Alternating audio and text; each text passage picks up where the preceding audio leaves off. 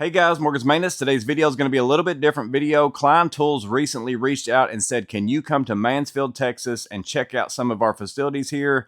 And I was like, absolutely I can. When do you want me to be there? It's really part of their Built Here campaign, which is family owned, expertly engineered, and American crafted for 168 years. So Klein Tools has been in the tool game for quite a long time.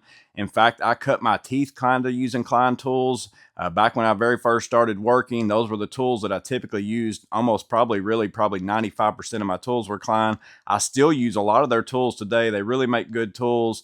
And I even started this YouTube channel. My very first video was the Klein Tools flip socket. Had no intent on creating a YouTube channel, but I just brought that tool out here to share it with you guys because it was something that I had kind of been looking for quite some time. So in all reality, I started my work life with Klein Tools. I started my YouTube life with Klein Tools as well. So it's such a pleasure to get to go to their facility and actually see how some of these tools are made. I'm going to take you along to look at some of the footage that I took. I'm probably going to voice over a lot of that. And I'm also going to jump in and look at some of the tools that I'm actually looking at being made as well and let you see those up close and personal. But let's go ahead and jump into the trip to Mansfield, Texas. So the trip started out with my favorite Uber driver, Miss Maintenance, taking me to the Nashville airport, where I got on a plane to take me to Mansfield, Texas. A little bit over a 2-hour flight, not too bad at all. Then I got to the Klein Tools facility. Also saw this really awesome truck parked outside. Thought I'd go ahead and share that truck with you as well. Wouldn't mind having one of those myself. But once I was inside, I got to meet some other people that were going to be going on the tour, several other creators, many from Instagram, some from YouTube, some that you people know. I know Doc from Last Best Tool was there. It was so good to finally get to meet him in person, along with Sam over at Project Pine Hills. So I'm going to put links in the description to as many of the creators that I know on YouTube and things like that. You can go check out their channel. Maybe they've already posted some of their footage. Maybe not. You can keep checking back because they might have a different perspective or also taking some different footage that I wasn't able to get. So you might want to go check out their tour as well. You might get to learn something from them. But let's go ahead and jump back into my tour and see what you think about it. So as we start out on the floor, this first big area that we go into, this is where they do injection molding for all the plier handles, put together some of the strippers that we're going to look at. Also, all the screwdrivers, the handles, the blades, all those things made right here in the USA, along with those insulated drivers as well. Here are some of the raw blades being fed into a machine. They're cut off of some roll stock. This process here, it's basically putting the tip on. If I remember right, I think this was a square number 2 machine. Then the blades, after the head is put on, they go through a process of getting the finish right, getting the diameter of that blade right. This worker here is taking some blades, heating them up, and then putting them into the machine, pressing them down to make what you use for a flathead. You'll see that here in just a minute. I picked one of those up. But basically any blade that you can think of, you'll see a big ton of them right here in a minute. I mean, they are all made right here in the USA, put into those Klein screwdriver handles, which is what we're going to see here. I don't have a lot of that process on film, but basically all the handle is put together, rolls down a conveyor line, gets to the point in which they drop off in these boxes here. I was actually able to pick up an entire box like this of Klein screwdrivers, so I can say I have done that in my lifetime. Then they have this machine here, which was really neat. It's basically a robotic machine that takes all the screwdrivers, puts them in place so that they can have the packaging and all those things put onto them. And then here in a minute, you're going to see them roll off of that conveyor belt as well. They continue on down throughout the process over and over again, spilling out so that the packaging folks can get those things put into a box. And then you'll see the boxes roll on down the line. Those are probably the boxes that whenever you're at Lowe's and they haven't stocked their materials all that great and you've got to look up top to see if they've got the screwdriver you're looking for, these are pretty much the boxes, you know, that you're looking for whenever you're looking for your Klein screwdrivers. But again, not only do they not just make the regular dedicated, they also do insulated blades as well. They did the testing. I watched them put them into the machine. They basically essentially dip these down into the water. Again, they're rated for 1,000 volts, but they test them up to 10,000 volts. They stay in this water for 3 minutes. As long as there's no blowout, basically if there was a spot in the insulation that wasn't good, you would get some arcing and some blowout, and that would let you know that screwdriver did not pass the test. So again, every screwdriver dedicated that you can pretty much think of. They made all sorts of them here. I'm showing the flathead here because they grind their flatheads on all 5 sides, but they just make tons of screwdrivers. It doesn't matter if it's your red, white, and blue limited edition Klein screwdriver, or maybe your blackout version as well. If it says made in the USA on it, pretty good chance it was assembled right there in Mansfield, Texas, along with your classic yellow with that black tacky grip that we've all grown to love, kind of that nostalgic feel to that. And then also I saw some of these insulated nut drivers in some boxes around there, so they're made there and tested there as well. And as far as that grinding all 5 sides that I just mentioned, as far as why they do that, it's because they want their fitment. They kind of made it for these screws right here. They want it to go into the screws without wedging out. They want it to hold, but they also don't want to scratch that paint. That's the idea behind that. Again, they've always had electricians in mind, but they're kind of gearing out towards other trades as well. But the whole intent behind their slotted screwdrivers is they thought about what can we do to where we can get a good fitment on these screws, but not also scratch that paint off so that it ruins the product. Again, it's that kind of stuff of a company thinking about those little things that makes all the difference in the world. So again, that's all the screwdrivers. That's how they make the blades. That's how they put the handles on, all those kinds of things. Up next, we're going to go over and look at how they put the strippers together as far as put on the cutting edge, put on the handles, all those kinds of things. Let's jump back into the tour. So we're going to start out with the handles. Again, injection molding, all that kind of happens within a machine, so pretty hard to film any of that. Here we have the machine that is taking the blades for your strippers and basically putting the cutting edges for the gauges and also the cutter. You can see the before and after there. And then after that, it's basically a big bunch of people who join together to go throughout the whole entire process of putting your strippers together, taking both sides of the blades, putting those together within this machine right here. And then the next machine is another worker that's doing some work. I think it's basically the same kind of process, but essentially they're assembling the pair of pliers, the 2 halves, putting those into one. They also have automated versions of this as well. So here's another machine where they're taking those 2 sides, putting the rivets and stuff like that inside of there, and then the robot comes and picks them up, takes it through the whole process. So they have some handwork, and then they've also got several things that are automated as well. Here is a worker that is putting those handles on, very polite. Every worker that I met on this whole entire trip was super nice.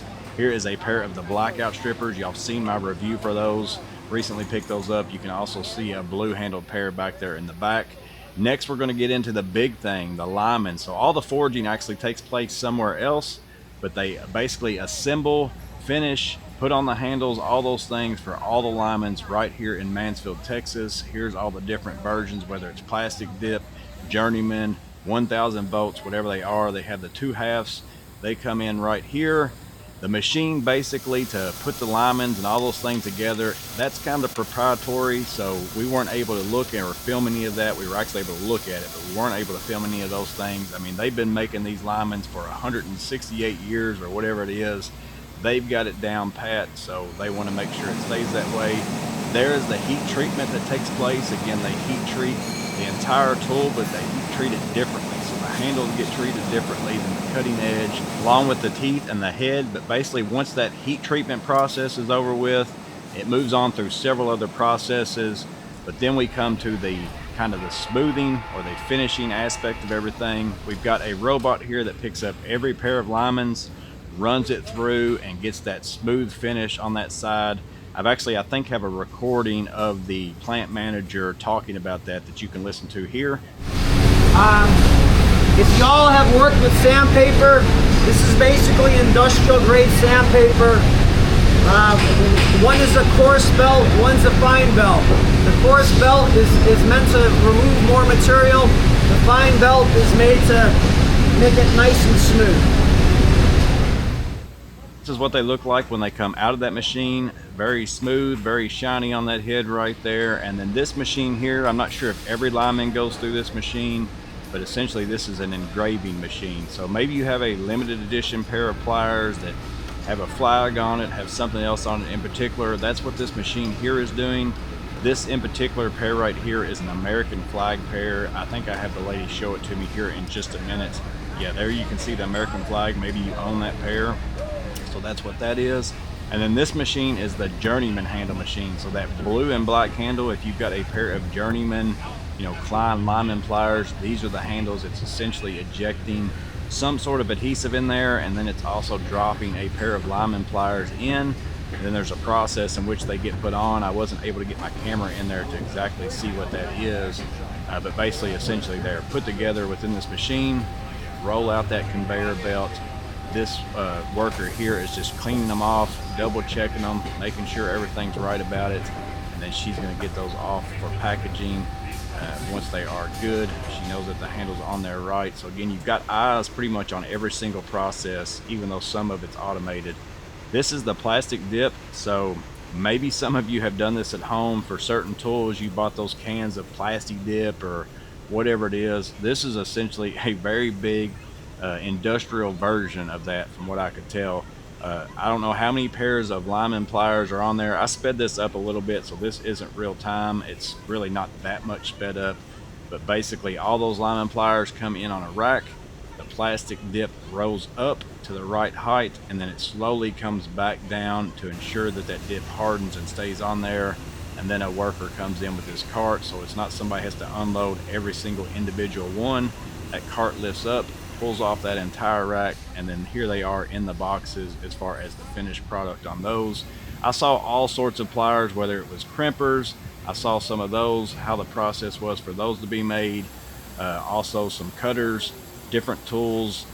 I didn't get footage of every single one of them, but again, just to give you an idea of what all tools are made there, here are some of those like heavy duty strippers as well. Your classic diagonals made right there in Mansfield, Texas. Even your conduit reamers as well. They're here. Here is a worker that is essentially putting the cutting edges and all those things into every single one of those. Again, everything is robotic in a sense whenever it needs to be, but then there's also a lot of workers, your own countrymen sitting at stations, checking the quality, making sure everything is made like it's supposed to be. Again, saw several other things, didn't see the entire process of some of the things, but saw all the assembly of your conduit benders. You're kind of seeing that process here of putting the heads on the handles, packaging those things up. This was the only place where I had footage of me in there because I didn't take any footage of myself. Also saw all the fish tapes, fish sticks. I can't remember how many feet. I think he said they make enough feet of one of them, whether it was steel or fiberglass, to go from Chicago to Dallas and back every single year. But again, you have assembly process, some robots, some individuals, all part of the process. Here is a worker that is putting the housings together for your fish tapes.